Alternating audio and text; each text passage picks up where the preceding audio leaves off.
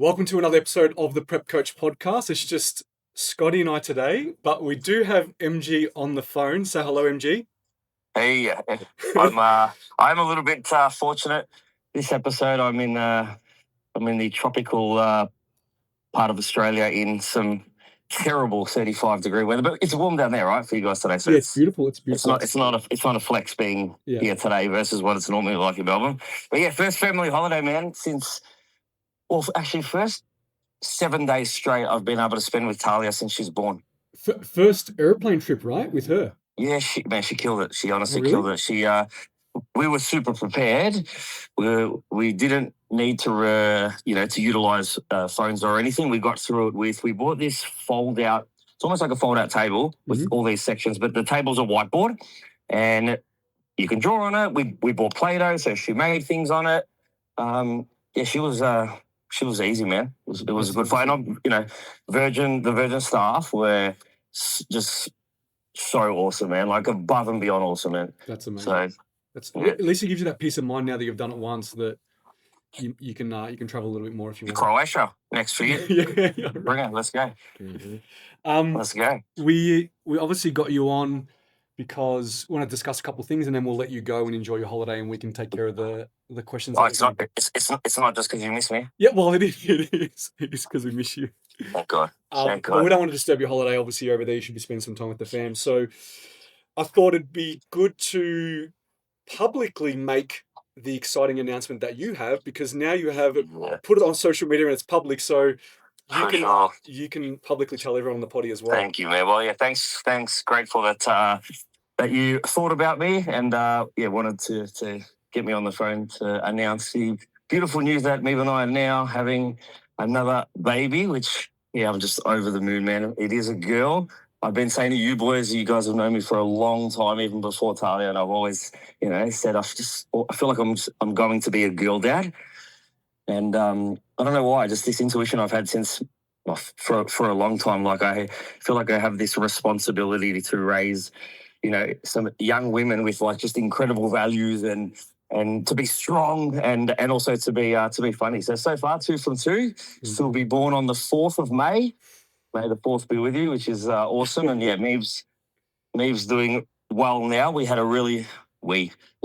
had to suffer anything I haven't. Maeve's had a really, really rough first 16 weeks with just sickness, like not morning sickness, just existence sickness, like from morning to night, constant nausea, which is another, sign as to why I was pretty confident it was going to be a girl early on. But she's kind of coming out the other side now. So I think in the last 7 days, there's been not just moments of feeling okay, but like long patches of hours together feeling normal, which is good. Means she's got to be pretty close to getting back to normal. So that's awesome. Like, obviously, hard to watch them suffer. Like Scotty, I don't know if Jen was sick with H or with Evie, but it's constant and it just sucks the life out of them. You feel so terrible because you can't do anything.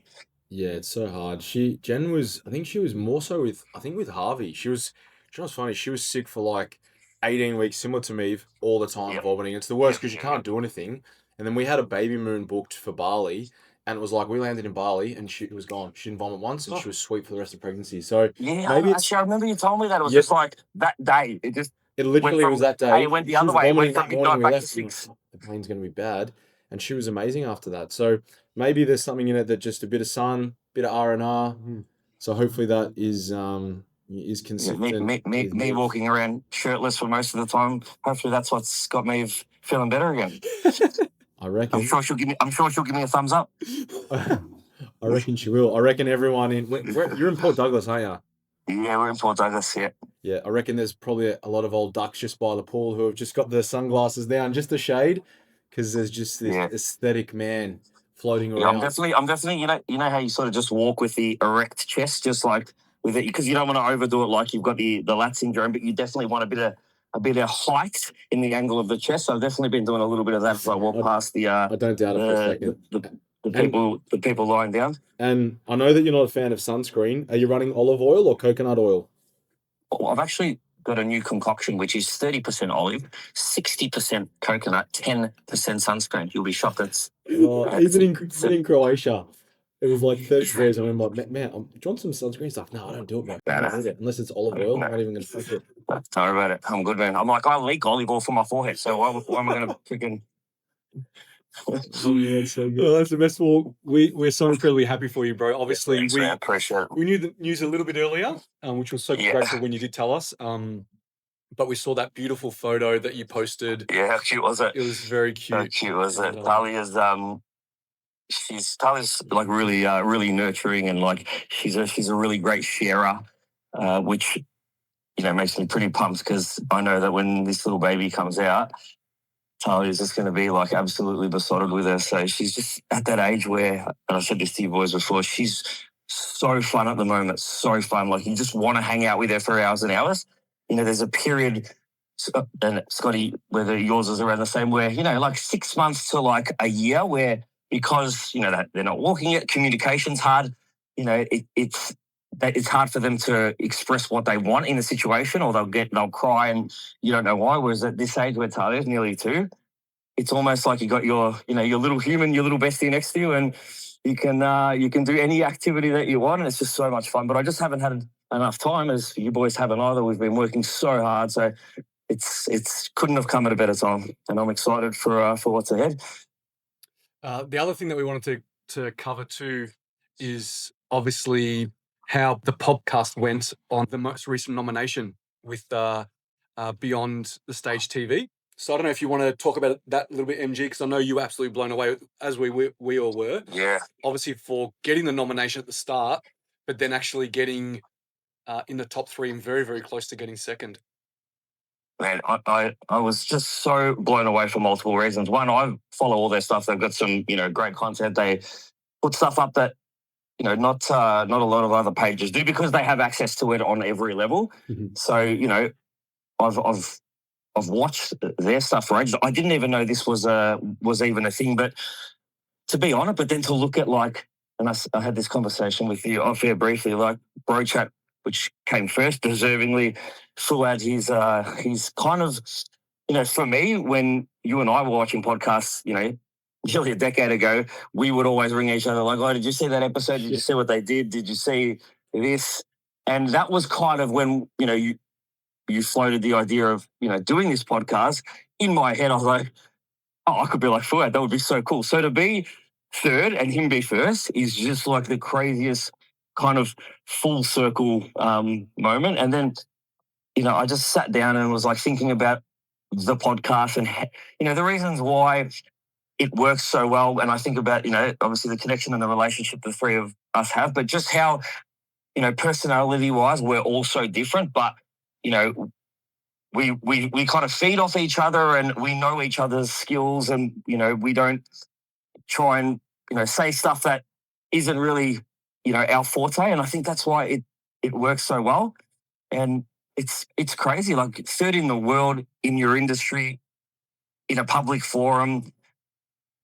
Oh, man, I'm getting goosebumps now. It's crazy. Yeah, it is absolutely amazing. And obviously, we're super grateful for everyone that nominated us.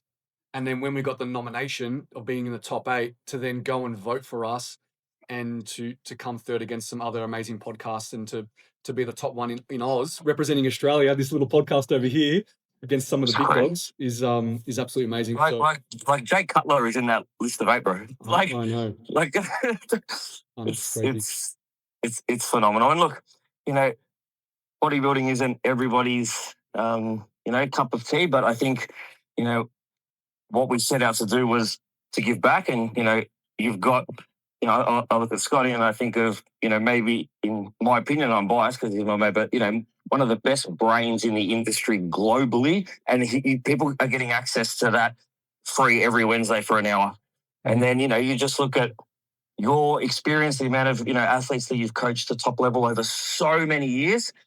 And again, we're just giving that information away, not because we ever wanted anything, but because we saw, what we thought was a sport that there were so many things going on that we just didn't align with, the way athletes were being coached, the way shows were being run. And we're like, hey, we have an opportunity to do something about it. And that's where it came from. So to now be in this position of a conversation of top 3 bodybuilding podcasts in the world, it's nice to see that, you know, when you have good intention, when you hold integrity really, really high, and you conduct yourself really, really well, and you're driven and you work hard, that's where the magic can happen. And this is magical to me.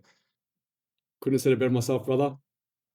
Thanks for that, man. So, and you know, and I said this to you off the air. I said, you know, about everything you've done, and you said us, and it is us, you know, as a podcast. But you know, from mine and Scotty's point of view, MT you drive does out, all the back you end set it up, work. you get her on the air, you do all the work, you've done that 163 times, not once. That's a lot of work. So when I said, you know, I hope you, MT, have a moment where you just sit back and go, you know, this is your reward for effort and acknowledgement and validation for everything that you've put into this. Me and Scotty, we love it. We're just here on the ride enjoying it, and we're grateful to you because it wouldn't be 165 episodes without you. Thanks, man. I appreciate that. Thank you. Everyone that messaged me this morning about that was like, congratulations. I was like, honestly, it's so easy for me and for MG because we literally just turn up and just talk about whatever comes through, and you do all the back end. And I think, you know, back to where it was when we first started online, it's evolved a lot. It's here. We've obviously got plans for it for next year. But yeah, you've obviously you've become a lot more efficient probably now in how you do it. Yeah.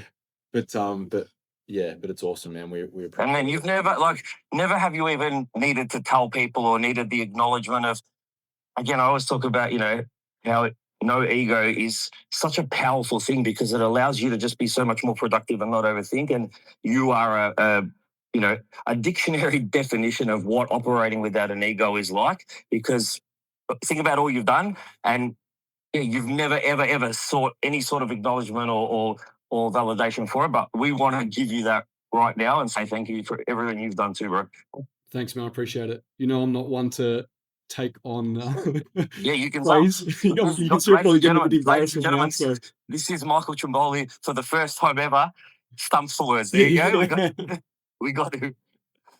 I appreciate that. And obviously, I appreciate you boys, and I appreciate all the support that we get because obviously, you know, we can run a podcast, but no one listens. Then we're just talking to ourselves. Really, yeah. So I think I say this a lot. Like bodybuilding in Australia is in a much better place now than I think it was, 10 years ago, and it's only getting better and better and better, and that's across all platforms. You know, the information, the athletes are getting better. We can say that 100%. We see every show. The coaching is getting better in terms of, people's methodologies improving from what it used to be. So, that is our reward because we're contributing to that. The top three in the world thing is just, a nice piece to sort of have on the mantle to be like, wow, people really do appreciate it, and we appreciate people making the efforts. Yeah, definitely. All right. Can you hear these bubbles? No. No, I'm about to hop in the jacuzzi. Seriously. I think it's a time to let you go. You can. Do you want me to FaceTime in there? I do skinny dip, but so just. No. We'll leave it. All right, I'll just send you guys some private pics. Yeah, thanks, brother. I was going to say, it's nothing that you don't already. All right. Yeah, exactly. Enjoy the rest of your holiday. You boys. Appreciate you boys, and I'll see you guys. I will be back next week's episode, but thanks for thinking on me to get me on. I appreciate it. Thanks, brother. We'll speak to you soon. Enjoy your day. Take care. Bye. Alrighty, let's get stuck into some questions. All right, let's get straight into it. So we're going to continue on some of the training questions that we had from last time. All right, so this is going to be a good one for you because you have very big, dense quads.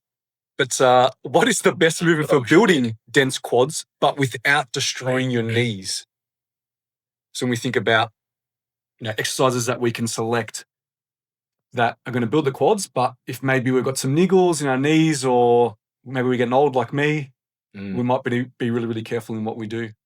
I think we're so lucky in the environments we get to train in now, where gone are the days where, once upon a time, you want to build big legs, you would just squat because that's what Ronnie did, it's what Jay did, it's what you see all of these big guys, it's what they used to do, Tom Platz, and it's now we have all of these variations of that movement that provide better stimulus, I think, without the same systemic fatigue that you accumulate from, say, a barbell squat versus you could have a V squat or a belt squat or a hack squat or a pendulum squat. So I think when it comes to training any muscle group, obviously intensity is one of the biggest things, but it's one thing to apply intensity, but it's also you want to find a certain level of volume that you can train hard at, that you can create a stimulus or a disruption to baseline physiology, and then an amount of volume that you can then recover from. So I think gone are the days now where we think you've got to do 30 sets of something. Obviously, if you've just started out, you're going to grow doing no matter what. But I think if we're talking about someone that's on the more advanced scale, something that I probably lean into more as I get older is gone are the thoughts around you always do the biggest compound first. Like before I do any squats, I'll always have a leg extension, whether it's bilateral or single leg, as a means of pre-fatiguing, getting better proprioception, and I'll also usually do some ISO holds as well, just for prevention of patellar tendinopathy. And then I'll go and form a squat pattern, whether it could be a V squat, it's usually a hack squat, or it's a pendulum. And the reason being is that I don't have to use as much load to create the same stimulus, versus if you are doing a hack squat first and you need to put, 6 or 7 plates aside, depending how strong you are, then versus if you can create some fatigue early on and it doesn't create the same amount of systemic fatigue, you could do 3 sets of leg extensions to failure, give yourself 7 to 10 minutes and then go and squat, and you're not absolutely taxed out of your mind. Versus if you go the other way, you were to do a squat and then another squat, you accumulate that sort of fatigue. So I think on each given leg day, depending on how you deposit your volume, I think having one really good compound movement that is a squat pattern, doesn't have to be axial loaded. Like you can use a belt squat, making sure that you find a movement that aligns with your muscular anthropometry, or your range of motion, if you will, depending on whether you have good range of motion of the hips. But focusing on, and I think research is pretty clear these days, that you want to try and pick a movement that you can get really good dorsiflexion on, where you can get your knees tracking over your toes, and you want to try and get your hamstrings to touch your calves. So training through that length and range. But it's like anything, incorporating a blend of a squat pattern, some unilateral work. I think when it comes to training, not just quads, but hamstrings, you need to have that balance between bilateral and unilateral. So 2-legged movements or single leg, so that you can deposit that stress evenly. Because more often than not, you get someone that's never done unilateral work and you get them to do a single leg press, there'll be one side that's drastically stronger than the other, which means that when you're on a bilateral movement, that, let's say that it's their right leg, it's performing, harder than that left leg. So I think finding a split that aligns with that, and again, not chopping and changing your exercises all the time. Pick 3 or 4 really good movements for your quads, get really, really good at them. There's always an element of skill acquisition with any exercise, and then focus on getting really strong at that movement, and then just overload over time. It's a couple of key things that you said there. I just want to break them down so someone has, some practical takeaways. So first, we want to warm the knees up before we start. We probably want to warm the glutes up as well, because the glutes help track the knees, right? We want to do some maybe ISO holds. If it's a leg extension or something like that, we want to maybe pre-fatigue the quads, so that when we go to a movement that's a big compound, we can't lift as much load, therefore there's less stress on the joint. And the tendons, If we are doing unilateral movements, we probably want to make sure that both sides have the same strength. They're not imbalanced, because then when we go to a bilateral, we may be favoring one side over the other. I'd probably even say too is you might want to stick to more stable exercises until you build up strength, or if your knees can't handle something that requires a lot of complexity and instability. So if that's sticking to a hack squat or a leg press, or if you're going to do a single leg movement, you might want to use a Smith machine instead of just using dumbbells, holding dumbbells in your hands, because obviously Smith machine, you're going to have a little more stability. But pretty much covered the basis of some of the things that you should practically do if your knees aren't feeling the best. Maybe obviously too, you might have to restrict your range of motion if the knee's not feeling good, or you sense any pain there. Yeah, I think that people underestimate the importance of the warm-up, getting blood into the muscle, but just noticing how much better your knees will feel. And this is something that as we get older, we probably understand more of. But taking your time to warm up, things like before, if I use myself as an example, I trained legs yesterday and I squatted. Before I even touch a warm-up set for squats, I'll always start with some mobility stuff where I'll do some Cossack squats to open up through the hips. I'll always do single leg wall sits for patellar tendinopathy, because I have had those issues before. And I'll have 3 sets of leg extensions, 2 single leg, 1 bilateral, before I'll even engage in a squat. And then with the squat, you're literally working your way up. So starting with 1 plate aside, spending more time in that bottom position, even just sitting in that deep hip flex position, making sure your glutes are primed. You mentioned that. Obviously getting your glutes to fire, because the role of the glutes is to stabilize the pelvis. So when you're in deep hip flexion, if you have dormant glutes, or if you don't have good proprioception or activation of the glutes, you're not going to have that same stability. And I think with any exercise now, we're getting better understanding that rep cadence is so important. People that drop down really quick and then use eccentric energy to come up, versus really taking your time in your warm-up sets, nice and controlled eccentrically, and then explosive in that concentric component, and then working you out. If you're going to hack squat 5 plates aside, you literally start 1 plate aside, and then do a set of 6 to 8, and then do 2 plates aside, and then 3 plates, and then from there you literally might go up by 10 kilo increments, just so that you're working your way up to that top set. And what you'll find is by the time you get to there, not only are your muscles primed and ready to go, but your connective tissue is as well. Yeah. What is the best ideal back training structure for athletes who struggle to feel their lats? Now, I know we have covered this in a previous podcast, but I think some of the key things that I see with athletes is activation, so priming first. So actually start to feel the lats before you even go to a compound lat, almost like we just mentioned from a quad perspective. But I think range of motion is really, really important, and also the path of your elbow and where you're pulling from. I think that there's nothing wrong with movements like lat pull down, those kind of things. But as we've seen, maybe more popular over the last last 5 years or so, is those single arm lat movements, more of like an underhand or a neutral grip, and just really pulling from the elbow and making sure that we're feeling it in the lats and not just doing a movement because it's from A to B. Yeah, with any kind of pull training, the number one guideline that I always give everyone to understand, the flight path of the elbow will always determine where you're depositing stress. So if you're doing a lat pull down, for example, you can perform a lat pull down that is a lat bias pull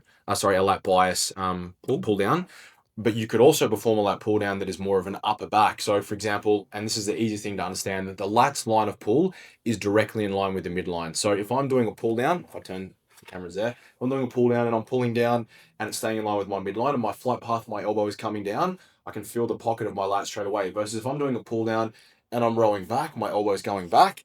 Then, so if your elbow's in this position and you're pulling down, but you're rowing on that angle, it becomes more of a lat row, if you will. Well, rowing is the right word to use. Yeah, that's what I keep referencing, because that's basically what it is. It's not a pull down; it's a row. And you'll see people when they're doing their pull downs where they'll overextend through their spine, and then they're pulling. But as they're pulling, the elbows are going down. When in reality, we actually want to externally rotate so that we can actually pull that elbow into the pocket. And it's exactly the same when we're performing our single arm rows and pulling based movements, that you want to be mindful that the lats line of pull. You see someone do a row and they're pulling here, and then there'll be trunk rotation, but the elbow ends up past where the lat is. Not to say that it's wrong, but as a physique athlete, our goal is to deposit stress to the targeted tissue. And so it's not to just move the load from A to B. You might be able to lat pull down 150 kilos and you could do 5 reps. That's all well and good if you can move that load, but if you can't put that load through that specific muscle that you're trying to target and deposit,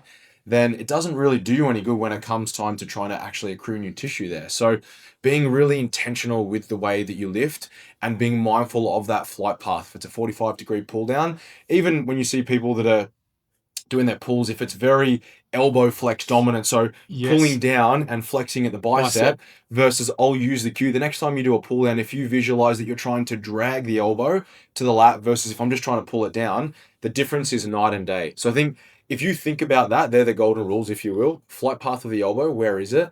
Bearing in mind that the lat's line of pull is directly in line with the midline. And then also bearing in mind that you want to drag with the elbow. Same with a row. If you want to maximize thickness in your back when you're rowing, rather than trying to pull the weight towards you, drag your elbows back and retract and squeeze. Yeah, I do find a lot of people turn it into a bicep movement all the time. Because I could row a cable or a bar and not move my shoulder blades and just pull with my arms. And I'm using no back at all. It's just all arms. Yeah. So I also find too is whenever people are doing either a lat pull down or a single arm high row or something like that, then they're still staying in a hunch position when they're contracting. And from there, that's when I find that they're just using their arm just to pull in. So, you do obviously stretch up, you stay hunched, you're trying to pull, you're trying to obviously stretch the lats as much as you possibly can. But then as you row or you pull down, you still want to be in a chest up position. You don't want to stay hunched, because then you're just, the shoulder blade's not moving at all, and you're just pulling with the biceps only. Yeah. No, I think that's good. All right. How many direct sets do natural athletes generally need for their arms if their compounds are strong? So just talking about lat pull downs and rows, if you're doing all your rows with your biceps, then maybe you don't need that many sets on your arms. But you probably program this more than me, because I train mostly female athletes and only a small amount of figure athletes that really need to train their biceps. So I don't put any direct bicep work from swimsuit to fitness, basically. So how much direct arm work would you put for a figure athlete or even a male competitor that's going to be obviously showing off their arms, their biceps? To be honest, there's no generalized volume bandwidth for me. It depends on what the athlete's like. There's athletes that I coach, figure athletes that I would coach, that have huge quads, and you might think to do figure, you've got to do like 20 sets, and some of them do like 4 or 5 sets of quads a week. That's all that they need. Yeah. But they might do a lot more. They might do 16 sets of hamstrings. So depending on whether it's a guy or a girl, just looking at is it a lagging body part. Some people have really awesome short insertions. If they have long humeruses, like say myself, it's a bit harder. We have to allocate a little bit more volume. So if it's a weaker point for someone, they might be in a specialization phase where maybe historically they've done between 8 to 10 sets maximally. This is just isolated work. So if they have a push and a pull day, they've maybe, the way I usually allocate it, if it's a push, this is just one of the splits. If it's a push, pull, legs, and then EB push, EB pull, on my push and my pull days, I'll usually have a gap in between where legs run, so that they can actually train biceps and triceps on both the push day and the pull day, so that you get a lot more volume. So you literally might have 4 sets of each on one of those days, 4 on the other one. So you're at 8 across the week thus far. And then on their EB push, they might have 2 sets of each of those, and they'll end up at 12. But if you've got someone that is in a specialization phase where they're trying to acquire, they might have a specific arm day or a weak point day. They might have 10 sets on that given day, and then they have those additional, 4 and 4 across the other 2, and they're at 18 sets for the week. But I think with arm training or any kind of weak muscle group, one of the things that I've found anecdotally is that if you get them to be a lot more intentional, prioritizing arms at the start of the workout, but also performing unilateral work. When you have a lagging body part, so if your arms aren't growing, spending it, like, rather than doing preacher curls, do a single arm preacher curls. You're doing a low pulley curl, do a single arm curl. Same with the pull downs. But if you want bigger arms, the attention shouldn't just be on the biceps. There's 3 parts to the tricep, and the tricep actually makes up what makes your arms look a bit bigger. So if you want bigger arms, I would say start with the tris and focus on the long head. Yeah. Sure, you want to train your biceps as well. Everyone wants big biceps. But people that look like they have really massive arms, you'll have a look at them and they'll have a huge, thick, like snake long head of the tricep. So don't sleep on triceps. I think they're probably more important. And in my experience, you can usually get away, makes sense, because there's more components to that muscle. You can get away with a bit more volume with triceps rather than biceps. And if you just think, I've only been doing 10 sets, now I'm going to go to 18, be really, really careful with that, because when you go from doing a set amount of volume on a smaller muscle group like that, if you then 2x it, or even sometimes people 3x it, you're a prime candidate for tendinopathy, which is just basically like overuse. So I would titrate that volume, periodically over a period of time. I think you get some athletes that you can tell they have really big arms, but then they'll be lacking in their chest and their lats. So you just know how they're lifting for their pressing and their pulling exercises, and you know they're not doing them correctly. But then you have people that are doing those correctly, but they think that, I'm still hitting my triceps for my pushing, I'm still hitting my biceps for my pulling, I won't worry about doing anything extra for them. So they're probably the ones that probably need the most work, where they're doing all the compound lifts correctly, and they think that because they've been told on the internet or whatever that may be, your biceps get hit when you do your pulling, and they don't really get hit that much if you're doing them properly. Correctly, for sure. So sometimes, as you said, allocating specific time, specific days, specific volume for direct work is really, really important. And the intensity you train at. I think so many people, because arms for the most part are usually like calves, they're going to be at the back end of a workout. One of the things that I've noticed with weaker points, sticking them, like whenever I train legs, calves are always first, whereas they were always at the end. Versus over the last 2 years, I've noticed huge differences as a result of going so much heavier at prioritizing that leg and body part. Not saying that you have to put arms first, but maybe look at the intensity that you're training, not just performing 20 and 25 repetition sets, but getting in some like 6 to 10 rep sets where you're moving a decent amount of load so that they're actually, forced to be placed under some decent stress. Yeah. Okay, let's talk about progression. What does real progression actually look like outside of just adding weight? So some people think that, progressing is just adding weight, but there's other forms of progression as well.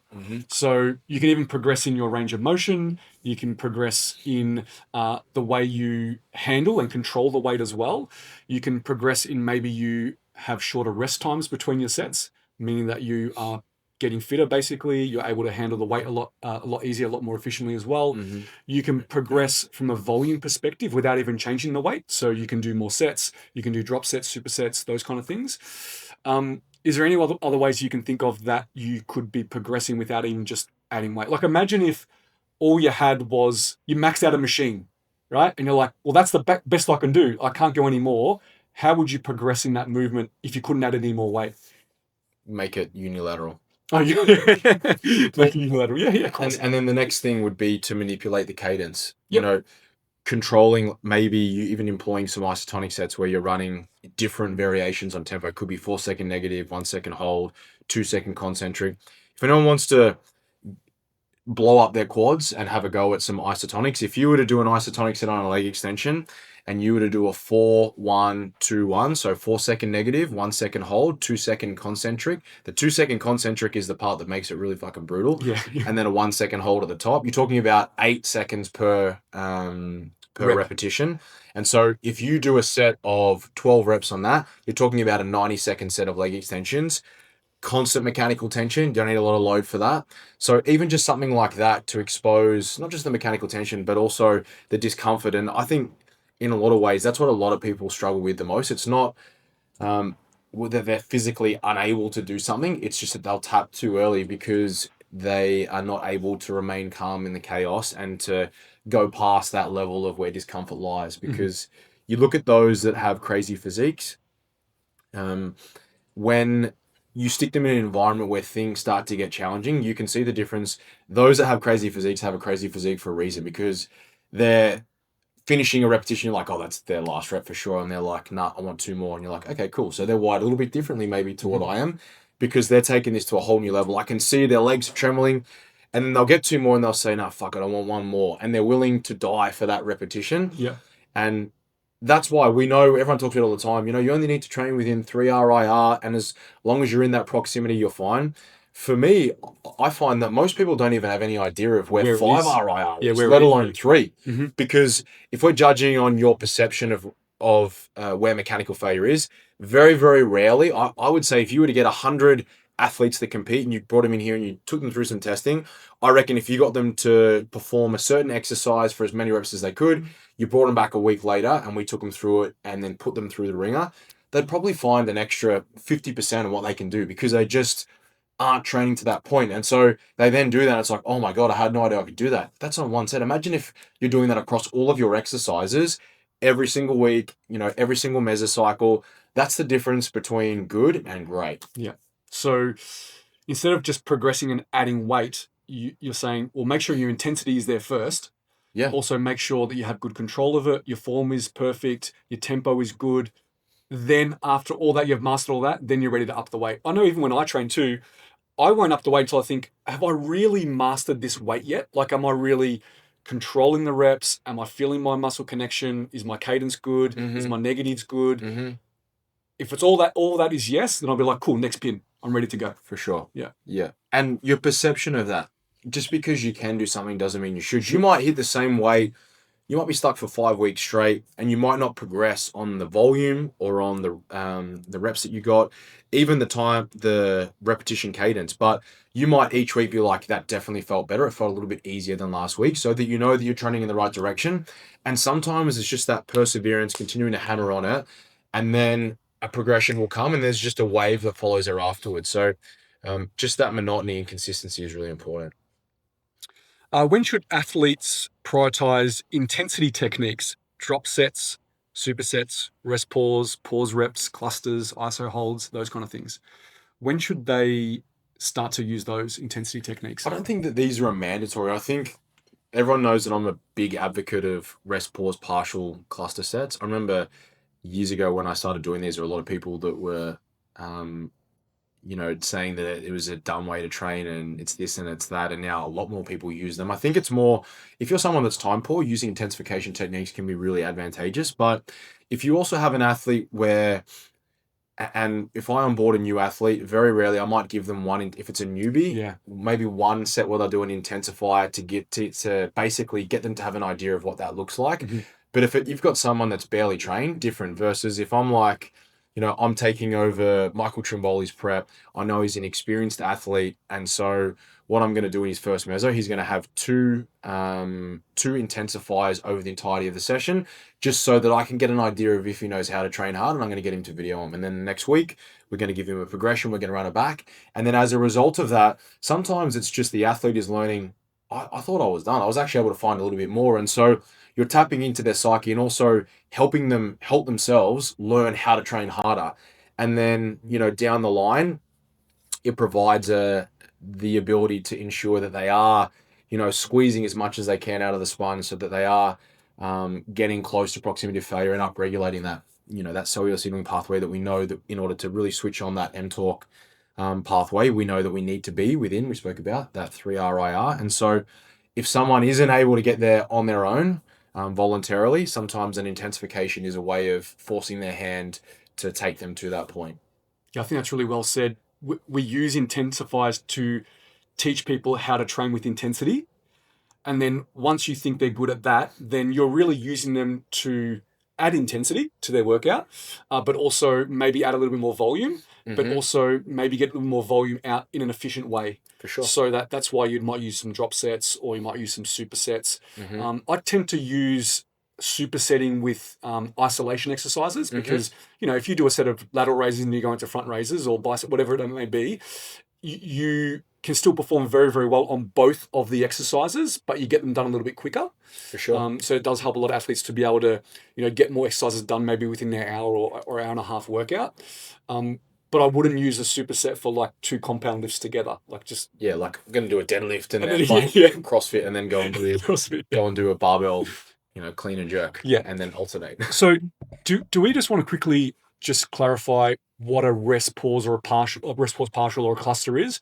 It's essentially where you go to the rep range or you go to your failure point, then there's a portion of rest before you then continue that set. So it's almost like you can take a bit of a breather to recover slightly, and then you try to extend the set. So I like to call them a rest pause or a partial or a cluster, whatever it is. It's more like an extension to the set. Yeah, it's one giant set composed of, so let's say that it's a leg extension, right? And you take that last set, you're prescribed a set of the last one, 12 to 15 reps. So let's say that you get to 14, can't do any more. I would have the athlete rest for about 20 seconds, and then they'll either have the option, they can drop it down 1 pin or they can keep the weight the same. Usually if you can keep the weight the same, and then they'll go, if it's a 2 cluster set, so afterwards they've had 20 seconds rest, the weight stays the same, they'll go again, maybe they can get an extra 3 or 4 reps out, that's fine. And then on that last cluster, if it's a second one, if it's a third one, different story.